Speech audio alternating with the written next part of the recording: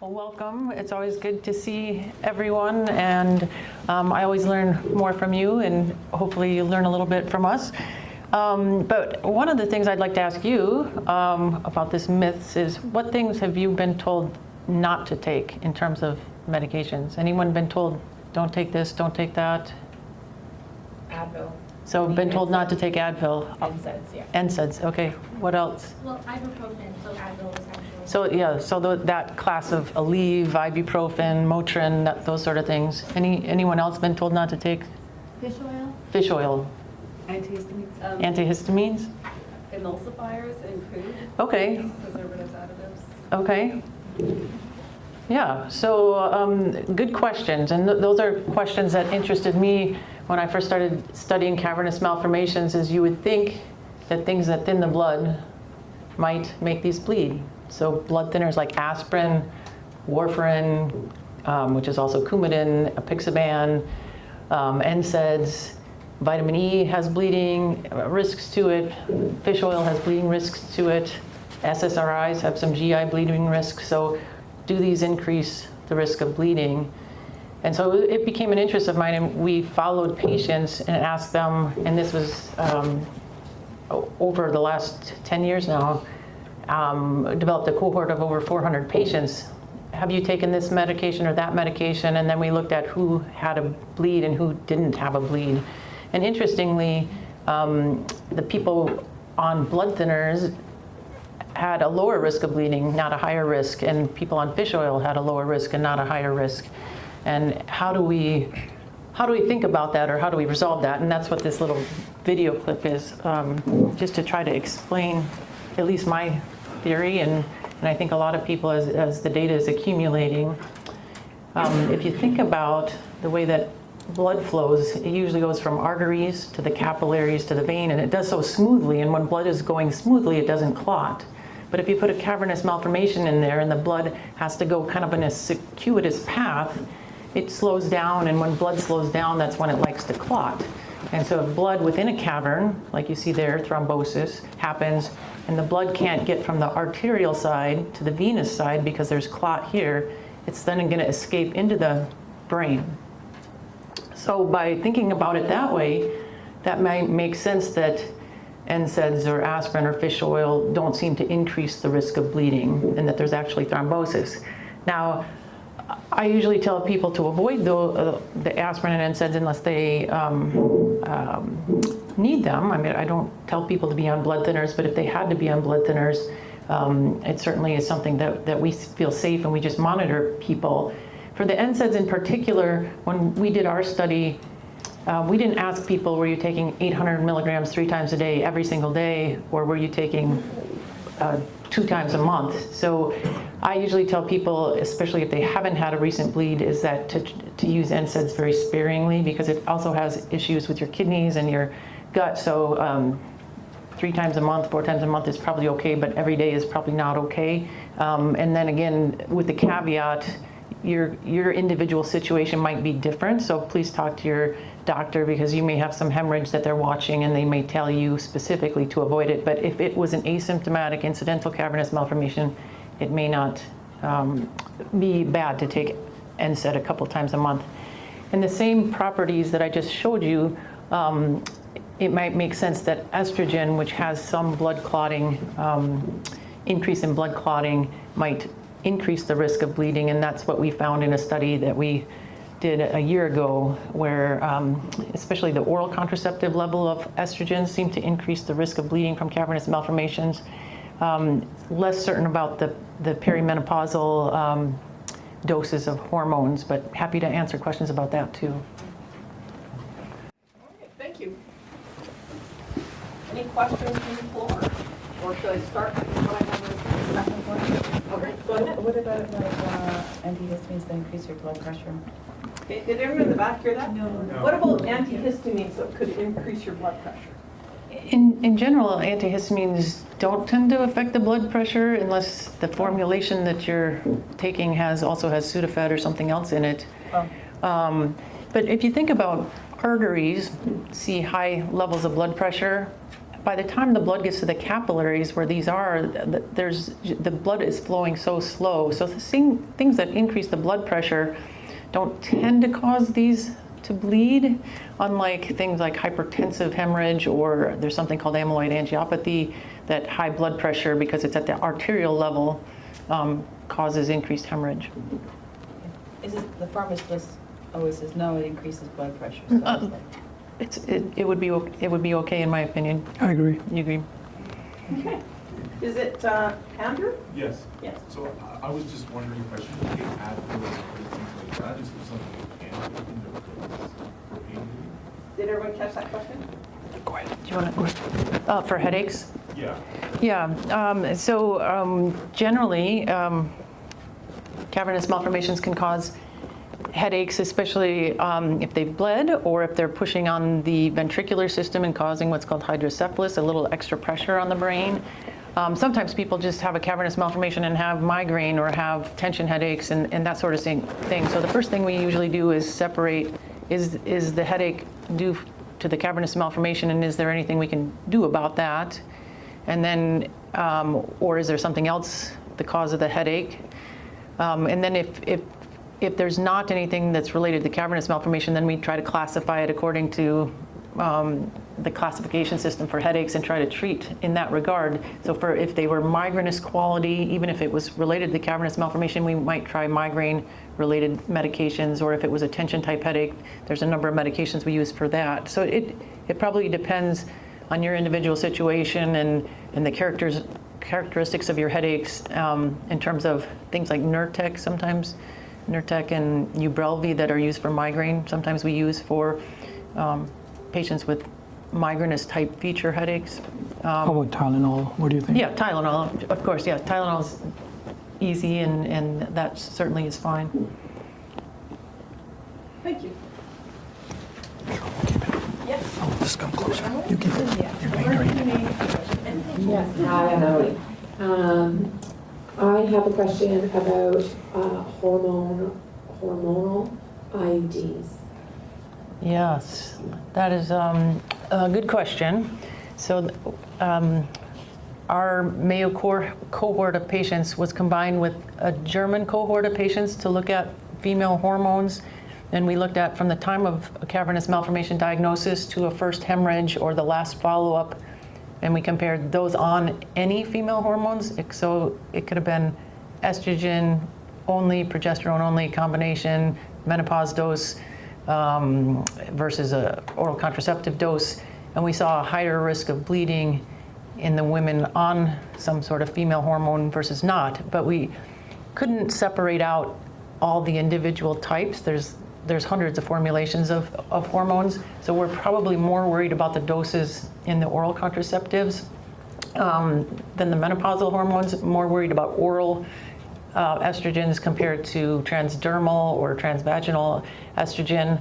But it's a particular interest of mine, like these Mirena IUDs and Skyla IUDs, that I've anecdotally seen a number of women that have those placed and within a month or two have a hemorrhage, and so we're trying to collect more data on that to see if there's really, if it's just anecdotal or if there's something real. Dr. Jun Zhang has published some basic science suggesting progesterone might increase the risk of formation and bleeding from cavernous malformations in animal models. Thank you. Further to that, I don't want to give like my whole health history, but my gynecologist, he said that for my brain, I need to stay away from oral contraception. But then he said something about the IUD, I think I have the Kyleena. It's better to not menstruate than it is to menstruate. And I personally don't believe that, and that, like, I don't believe it, but I don't really know why I don't believe it. I just, yeah. I don't know why they would say that in particular, so. I don't either. Yeah, I don't know. I'm not. Just for a second opinion somewhere. Yeah. Any questions? In all the cohorts that you looked at, were there any other signals, like with maybe related to supplements or vitamin D or anything like that? Oh, the vitamin D was very powerful every single time we've looked at it, that vitamin D supplementation seems like it's reducing risk. And so that's an easy, low-hanging fruit, that vitamin D supplementation, or, I mean, some people get your levels checked, because some people we've checked levels on, a normal is 30 to 50 for the vitamin D level, and some people are down in 5 and need prescription level to get back up to the right level. But if you're in the normal range, I tell people that 1,000 to 2,000 international units a day won't be harmful, might be helpful. And that's based on some indirect evidence where the University of Chicago and then us separately looked at vitamin D levels, and we saw that people that had a hemorrhage had lower vitamin D levels than those that didn't. Nobody's done the experiment, half of you get it and half of you don't, and what happens. But from our cohort, we've also confirmed that that seems to be a trend.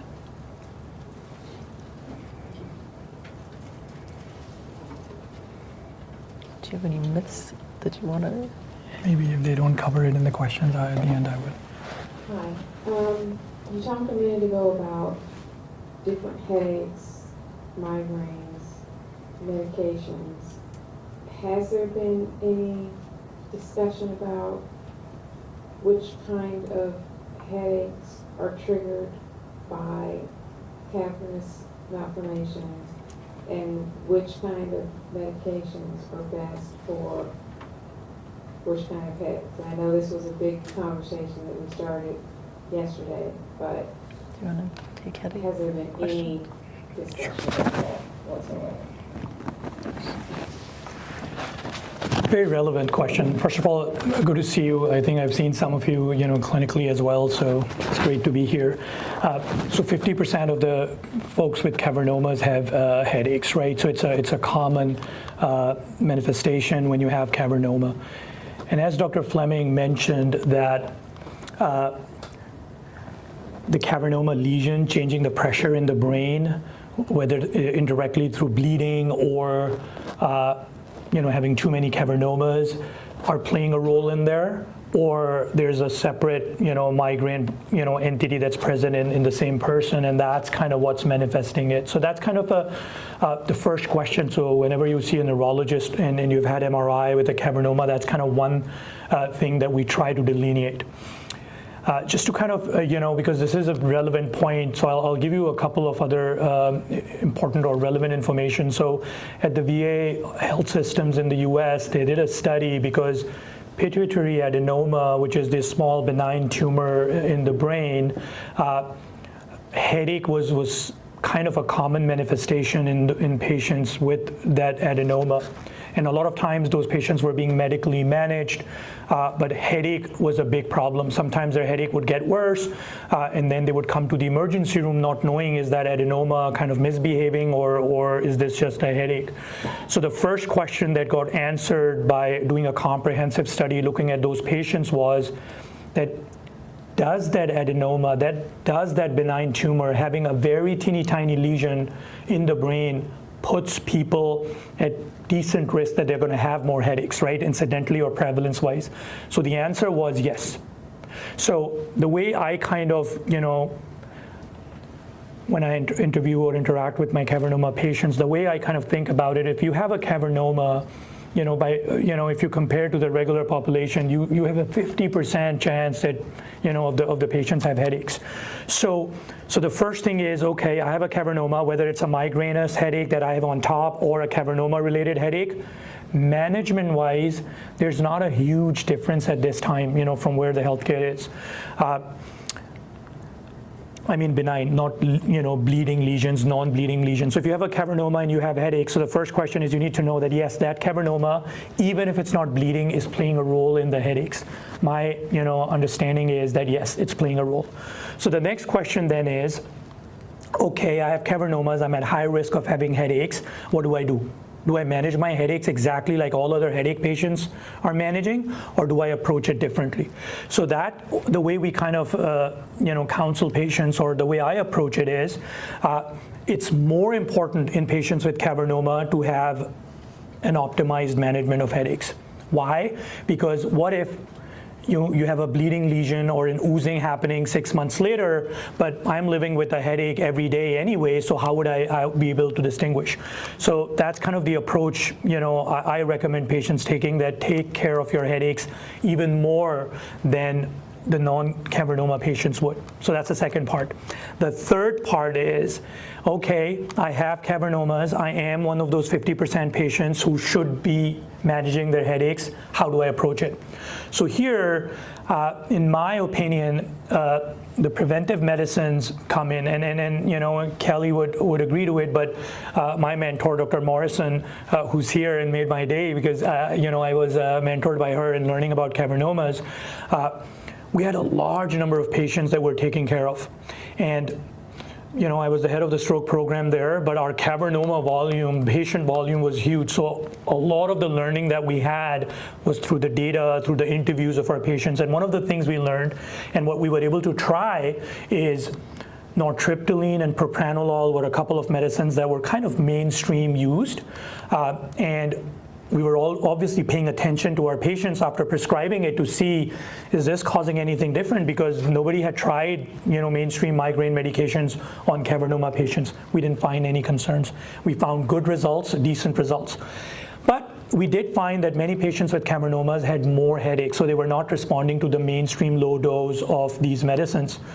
So I remember I had like 13 or 14 patients who I offered that, okay, your headaches are pretty severe.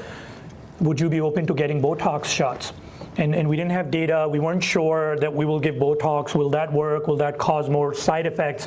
So it was just an anecdotal, QI kind of a trial, and the patients were miserable. So we ended up doing that, and about a year and a half, we didn't find that they were having any excess complications. So again, limited data, anecdotal experience, so take it with a grain of salt. But I think my comfort level with patients with cavernoma and headaches is that they should be treated at a superior level than regular patients with headache.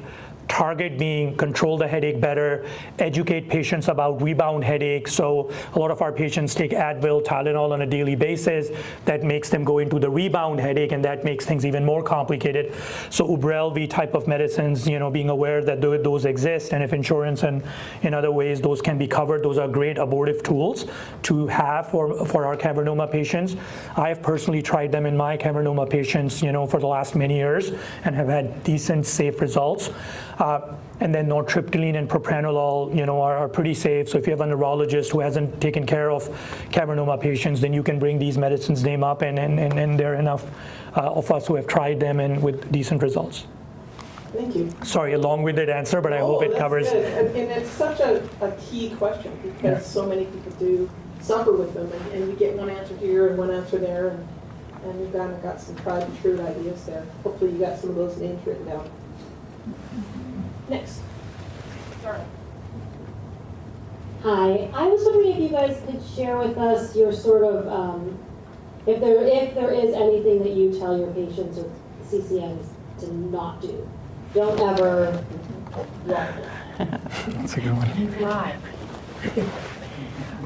Can I answer the opposite question? I think that this was a question that people had earlier, and I think it was well answered, that I don't tend to limit physical activity in patients. Aerobic activity is great, and the question came up about contact sports, and I agree with the people earlier that said that shouldn't shake a cavernous malformation loose. You don't usually get hit and then have a cavernous malformation bleed. That being said, I know people with a familial form are concerned about, well, if I have 2 concussions as a kid and then I have 2 bleeds as an adult, does that combined injury over time maybe make a difference in later life? And so that's something that one has to consider. And then of course I think the issue with if you have a seizure disorder, there's a few more limitations.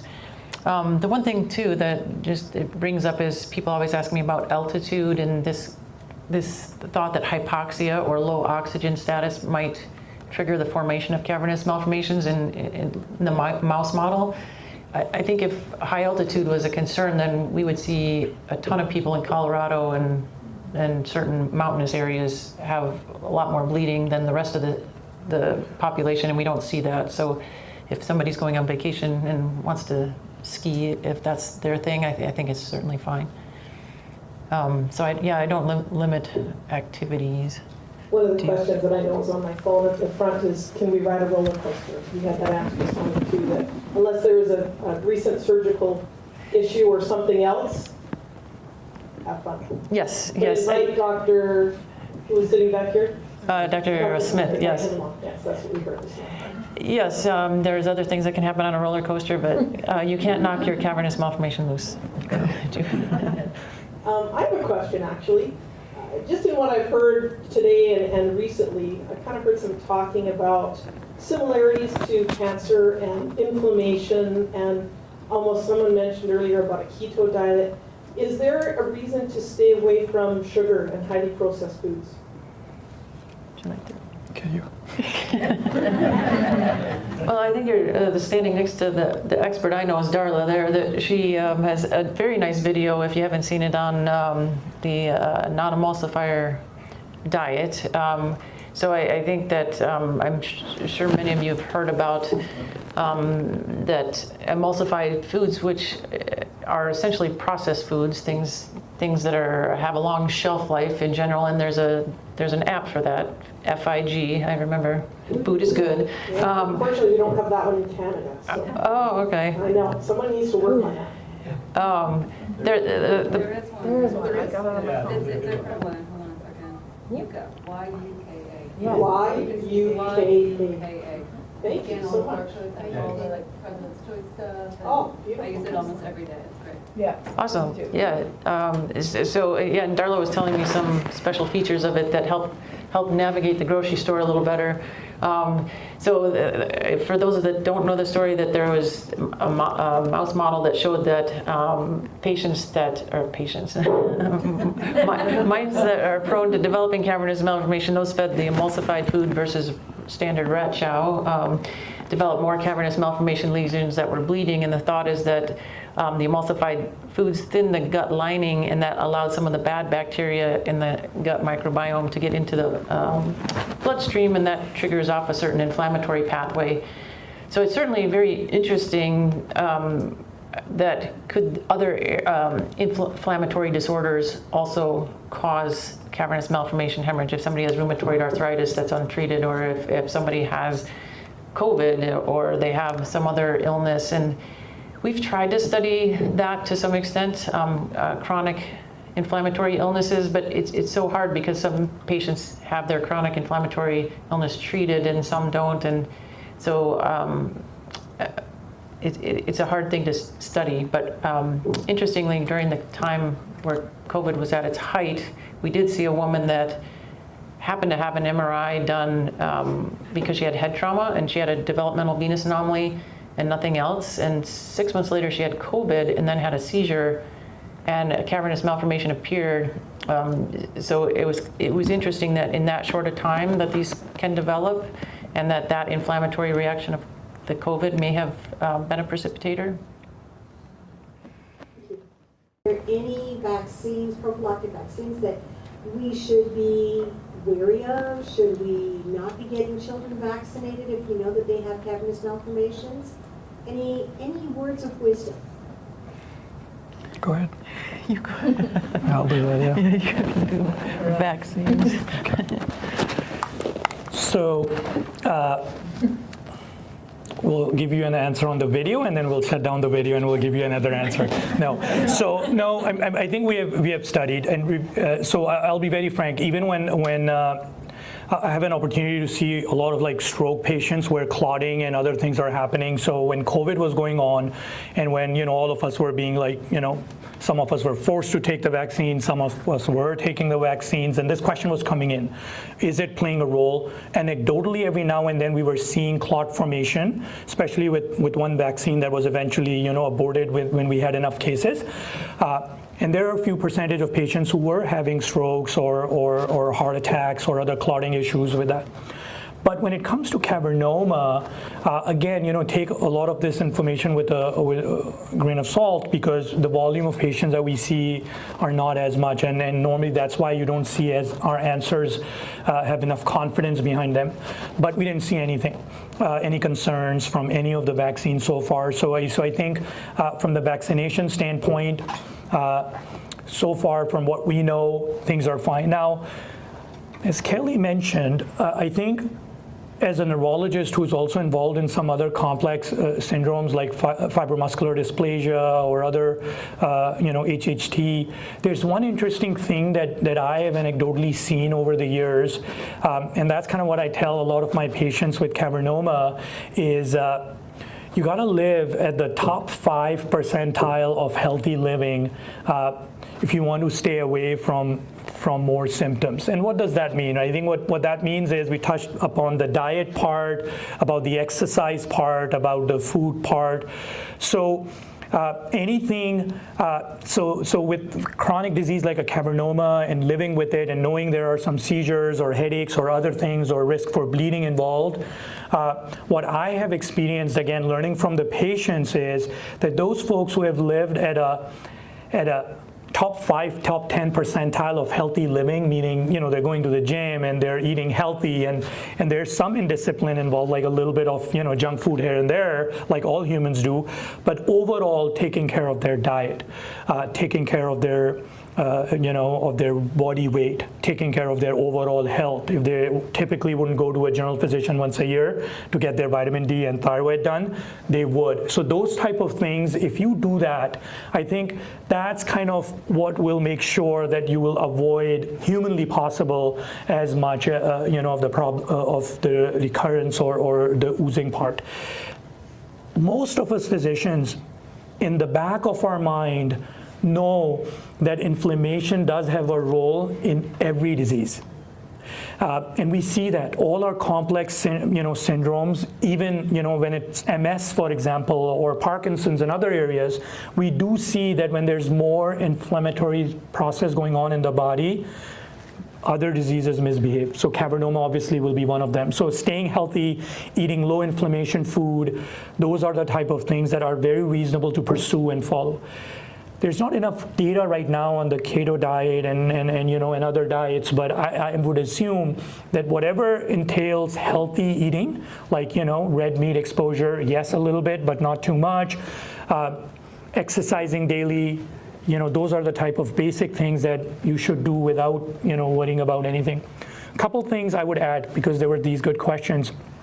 I remember in 2016, when I started seeing patients with cavernoma, I was shadowing with Dr. Morrison at that time and seeing a full cavernoma clinic. We had a few patients, and then I ended up following those patients for a few years after. And again, anecdotal experience, but it may help you demystify the myth, kind of, I remember one of our patients, or not one, actually, 3 of our patients were scuba divers. So initially, we used to tell them, don't do it because we don't know a lot about it, safe not to kind of change the pressure too much and things like that. But those patients, a couple of those patients out of the 3 ended up doing that anyways. They were kind of traveling the world, they were doing these, and then once a year they would come back from wherever they were in the world to just get their annual checkup done, their MRIs done. And and obviously we were curious on what was going on because they were kind of professional scuba divers and doing all those things. We didn't find that there were excessive oozing or bleeding anecdotally.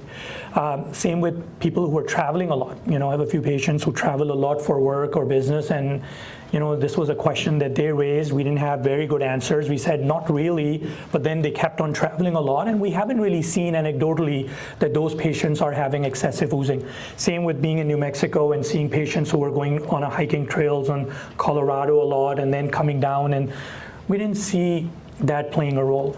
And last part is a couple of patients that I saw with Dr. Morrison were like professional football players. One of them actually boxer I took care of. So this was a question, incidental cavernomas, and now what do I do? So obviously a common sense would say avoid it. Concussion is bad for everybody. Why don't you avoid it? But then some of them end up doing it anyways, and then we become obsessive and we are doing 6 monthly MRI just to see if things are fine. personally, anecdotally, we didn't see anything like that either. So that's kind of the higher level, best possible way a physician would be able to kind of solve the myth kind of problems. I don't think we have enough data to give you a confident verdict that this is right or this is wrong, but I think that's the high level information. I have a, I'll ask, can I interview you? Just kidding. Sure. Cause I'm curious what you'll say and what I do, but anyone been told, oh, you don't need any more follow-up MRIs, don't come back? Yeah, don't come back. What do you think about frequency of MRI imaging? So, I can answer that. So I think there are two ways to approach it, right? What's the evidence and what does the word evidence or when we physicians make recommendations, it's based on data and it's based on guidelines and stuff. I think from that standpoint, my practice is that initially when a patient comes in, and we normally do it frequently, like, first few months later and then a year later a couple times, mostly because we want them, to feel good that, okay, they were looked at and then the lesions are stable, they can move on, and then after that, if there are no new symptoms, we'll do them again.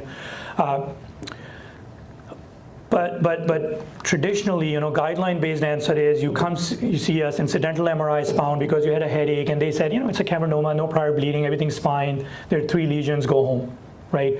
And then for 6 months, at least my learning is that patients are having a hard time even sleeping. And when they're having a tingling in their finger or other symptoms, they are getting worried. Is there an oozing going on and stuff? So there's the humanistic answer to it, and there's this truly evidence-based answer to it. You heard that, when I was being introduced, one of my hopes is that as we transform the healthcare system from where we are, which is called the evidence-based healthcare system, to where we need to be, which is the personalized healthcare system. I think it will be all personalized. I have patients who come in and they're like, okay, it's nothing. Phew, that's good. Do I really need to see you again? Because if it's nothing, I'm okay going home and not, talking about this. I think for those patients, it's okay if they have no neurological symptoms, they're doing fine, and the cavernoma was kind of benign. We've done the genetic panel, and we have kind of, looked at those things to say, okay, that's okay. If you have any other symptoms, we'll get it. Otherwise, no. But most of my patients I've seen are not like that. They want to look into it and they want to get followed up. And I'm not one of those who's going to say, we're not going to do it because, it doesn't need to be done. Because I think we save more resources if we give them a peace of mind, or if we give you a peace of mind by getting the MRI done and showing that it's fine, you can move on and you can get back to work. That's kind of what my approach is.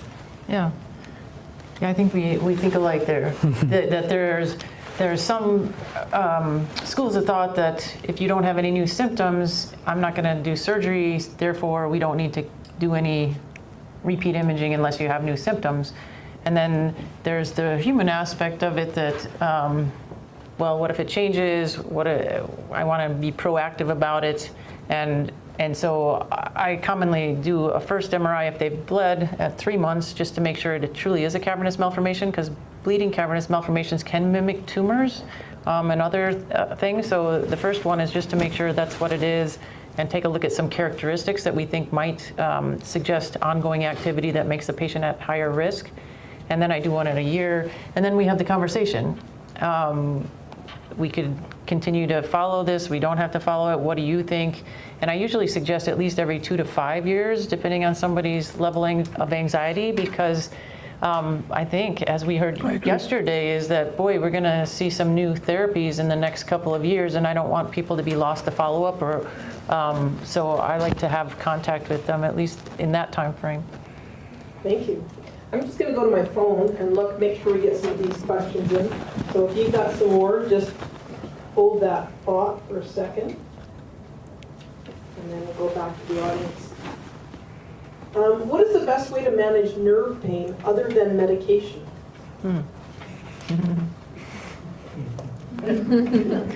Next. I mean, we have a wonderful pain group, so I don't claim to be an expert in this area, but for some of the spinal cord pain, there's spinal stimulators. Now there's transcortical magnetic stimulation for pain. We have at Mayo, we now have a new functional neurosurgeon that's her specialty is various non-invasive and invasive treatments of pain. So it really depends on where the pain is. Is it in the brain? Is it in the spinal cord? What level of the spinal cord? But I think pain is very difficult, especially for the folks with spinal cord cavernous malformations. Maybe I can add the Canadian perspective because we don't have the transmagnetic yet. But so I think the first question is, let's confirm whether it is cavernoma related or not, right? And then that's what Kelly was mentioning. Is it spinal cord lesion that's causing the pain? Is it a brain lesion or a cervical spine lesion causing neck pain? So that's number one. And if there is a confirmation, and I'll be very frank that based on my evaluation and seeing patients, there are more patients who have other causes of pain going on, but because cavernoma is such an overwhelming or kind of diagnosis, that the thought is that maybe that's where it's coming from. And then many patients are living with pain, like their leg pain or other pain, and they haven't even had a spine MRI yet, even though they know they have a cavernoma. Their doctors haven't done that. Maybe the lack of awareness that spinal cavernomas exist. So that's kind of first part. The second part is if you ask any pain specialist, they would say that lifestyle changes and physiotherapy are the non-medication steps. And then now there are some herbal approaches coming in Canada. I've seen there's like a pretty big market of herbal Chinese medicines, and that patients do go and try. CBD is legal here, so people do CBD oil and try different strategies to manage that.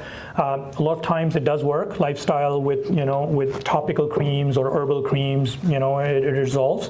And then if it doesn't, then going to the pain specialist. And that's kind of one of the things, that's why I think this question arose, is like the referral to the pain clinic is not as common I've seen since I moved here. As it was in the US. Anytime as neurologists we couldn't figure it out, we would refer to the pain clinic, and then patients felt more empowered. So that's the approach I would take if I'm living with pain and cavernoma. Thank you. And you said something that kind of triggered, we had a speaker, a webinar earlier on vertigo. And he said, you can't assume just because you have a cavernoma that it's associated. It could be something else. And so you want to be looked at by a specialist too. We tend to think everything that goes wrong is associated with our cavernous malformation, and that's not always the case. So, I'm going to take one more of these and we'll go back to the audience. Are facial treatments like filler and focused ultrasound safe for CCM patients? I don't think there's any data on facial fillers. Do you? No, there's no data. Okay. I have a few patients who have come in and ask this question, and we kind of I told them that there's no data, but then in the last 1.5 years I've seen a few patients now who've got these done, and it's just like concussions, right? Initially we were kind of nervous, and then now we're much more comfortable that there's no direct correlation. We don't recommend people go get concussion, but there's no direct correlation. It doesn't make us as nervous. Same with, as I said, altitude, we've learned. So personally, having some patients who have gotten it done in their neck or in their face, as I said, I had about a dozen patients who I was giving Botox for migraines for about a couple years, and when I was in the US, and none of those patients ended up having issues. And because we were doing it anecdotally, as asking them, we were getting MRIs, as a screening for them, just to see if there's silent oozing going on. We didn't kind of find any of that in Botox related procedures. Again, anecdotal. Yeah, thank you. Audience. Participants, any questions again? Yes.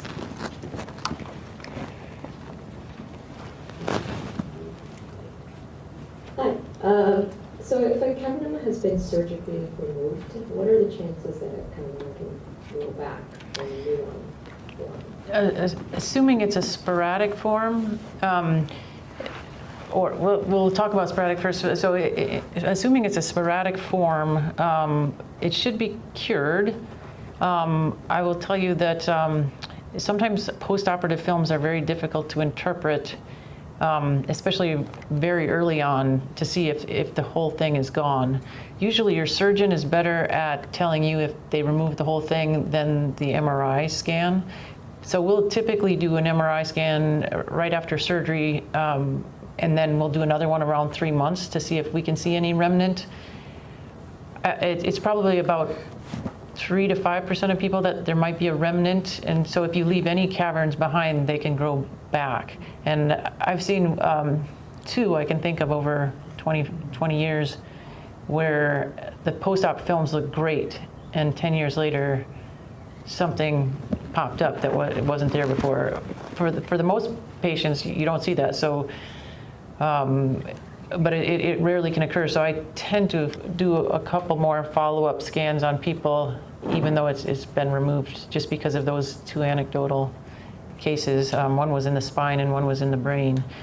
Obviously, with the familial form, you take one out, you can still develop other ones, but it doesn't usually grow back in the same exact place. But if it's completely removed, and the surgeon usually is very good at telling you, then it's cured, should not grow back, even if the DVA is still there.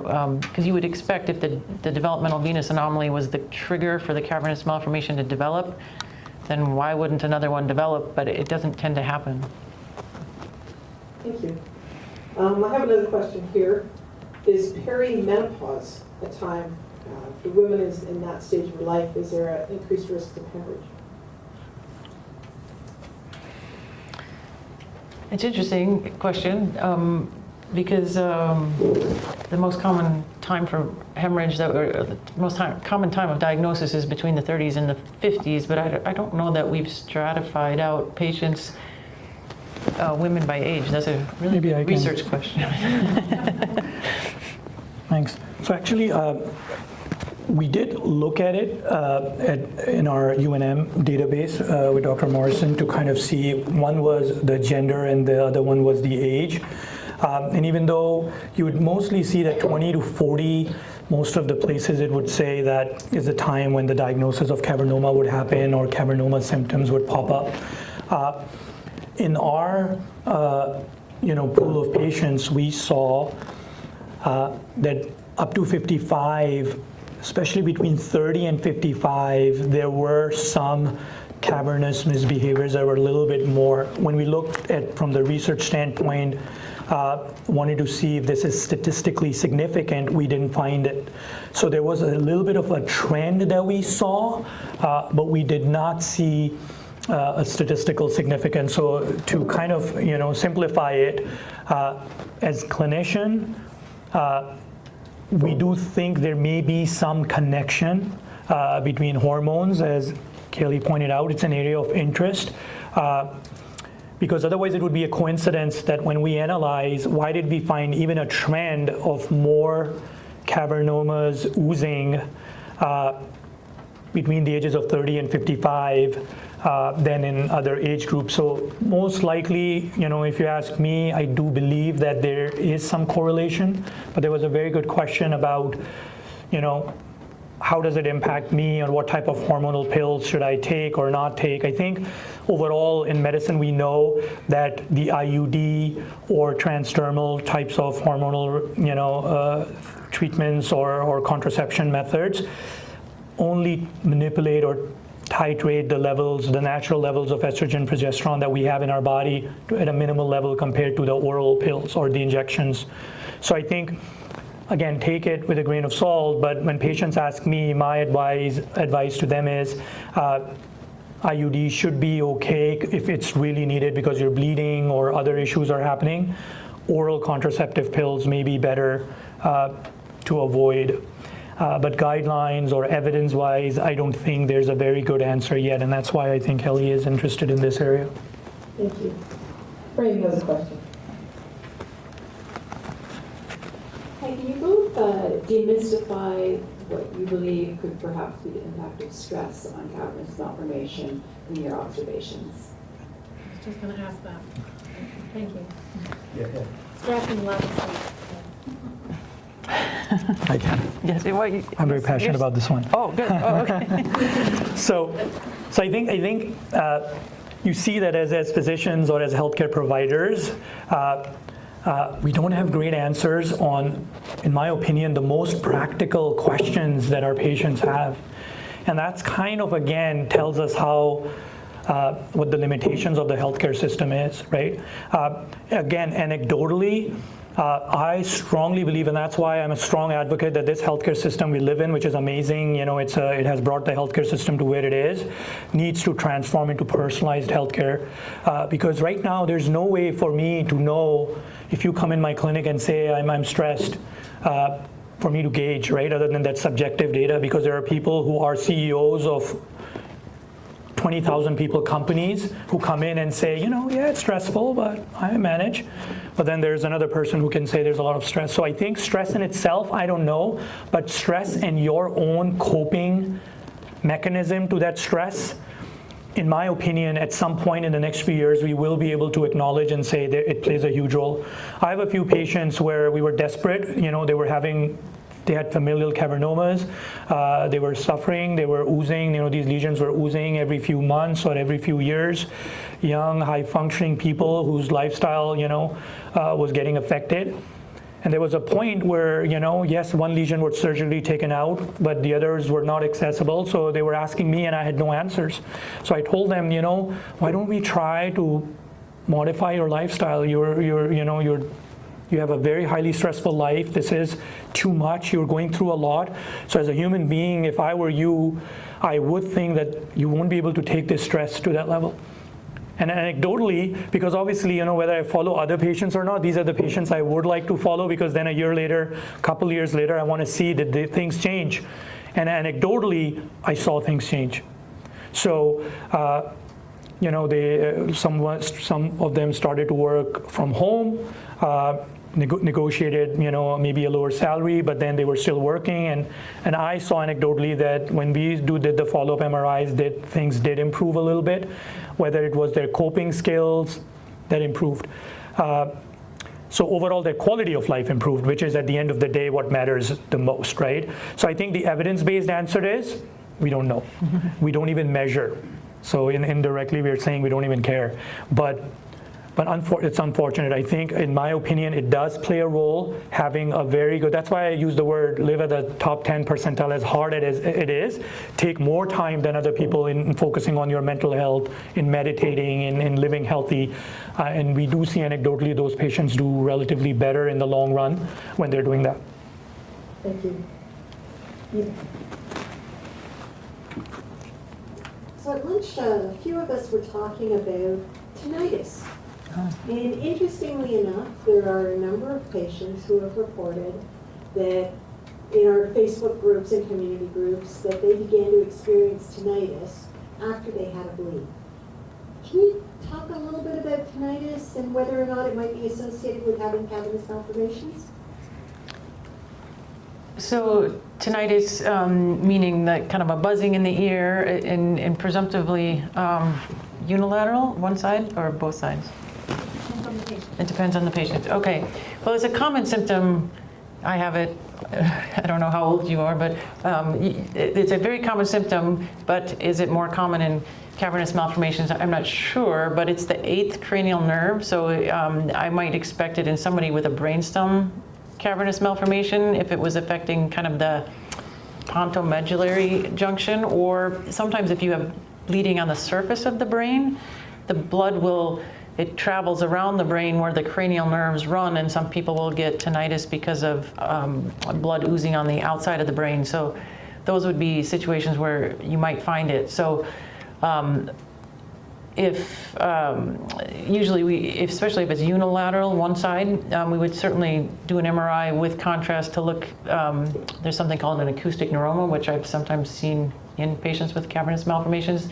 You'd want to rule out other causes and then usually get an audiogram. But depending on the location of the cavernous malformation and some of the sequences of the MRI, you may be able to determine if it's related. If it is related, whether it's related or not, it's a hard thing to treat. The ENT doctors, I think, don't have any exact things that will be useful, other than like the white noise and things that you've probably heard of. Thank you. Agreed.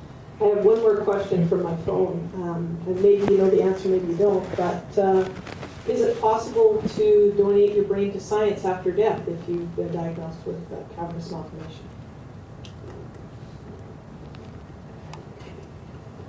The answer is yes. I mean, there's a number of brain banks, and I don't know if Connie is still back there. Is there a brain bank or just the tissue bank?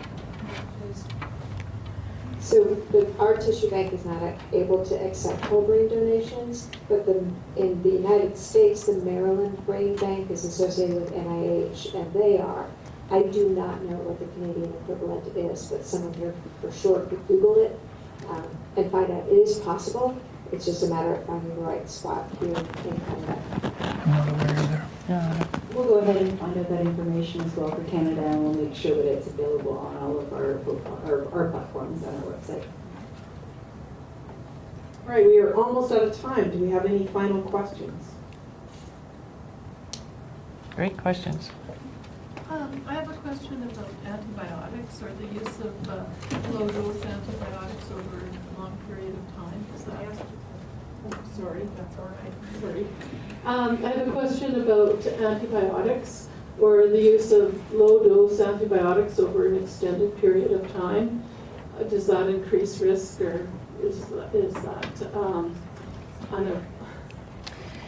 Yeah, and not that I'm aware of. I mean, you might theoretically think that, boy, could you change your gut microbiome because you're taking antibiotics and it's taking away some of the good bacteria rather than the bad. And so theoretically, there's other conditions that long-term antibiotics can do as well. But I haven't seen any data that increases the risk of cavernous malformation hemorrhage. But there's probably, since it's a fairly rare disease and very few people are on long-term antibiotics, that it would be a hard thing to study.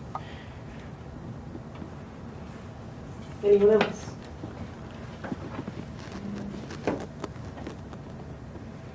You mentioned the thing about exercise. Is there any limitation against weightlifting? I've heard a lot about that. Yeah, that's a great question, and I'll be interested to hear what you have to say as well.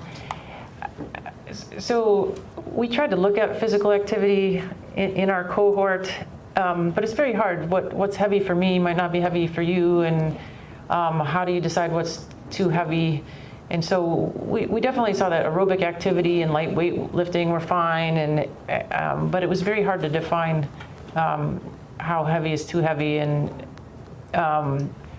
theoretically, to me, the arterials see the high pressure when you lift something heavy and you're holding your breath, whereas the capillaries shouldn't. So theoretically, to me, it doesn't make sense that heavy lifting would increase cavernous malformation hemorrhage. That being said, a few years ago, I polled 10 different folks that see a high volume of cavernous malformation, and half said no heavy. They tell patients no heavy lifting, and the other half said they don't.